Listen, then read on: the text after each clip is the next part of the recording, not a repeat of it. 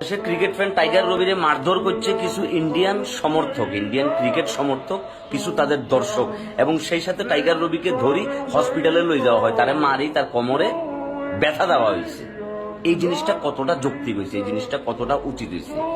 বাংলাদেশের cricket board বিসিবির অবশ্যই উচিত এই বিষয়টা নিয়ে একটা জোরে সোরে তদন্ত চালানো এবং আইসিসির কাছে এই বিষয়টা রিপোর্ট জানানো। মিরপুরে যখন খেলা হইব তখন যদি কোনো ইন্ডিয়ান ক্রিকেট ফ্যানরে বাংলাদেশিরা মারি দেয় তাহলে জিনিসটা কি খুব বেশি ভালো হবে?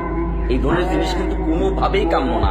এই যে কানপুরে দ্বিতীয় টেস্ট চলতেছে, আর ওই দ্বিতীয় টেস্টে বাংলাদেশের ক্রিকেট ফ্যান টাইগার রবিকে এই যে মারধর করা হইল, এই ঘটনাটা তীব্র নিন্দা জানাই। এবং আপনারা যারা ইন্ডিয়ান সাপোর্টার আছেন, ইন্ডিয়ান সিটিজেন আছেন, ইন্ডিয়ান ক্রিকেট ফ্যান আছেন, তাদের সকলের জন্য এই জিনিসটা লজ্জা যে বাংলাদেশের একজন ক্রিকেট ফ্যানকে আপনারা নিরাপত্তা দিতে পারেন নাই। আপনার দেশে গিয়ে আপনার দেশের লোকরা তার গায়ে হাত তুলছে, এটা কোনোভাবেই অ্যাকসেপ্টেবল না, কোনোভাবেই গ্রহণযোগ্য না।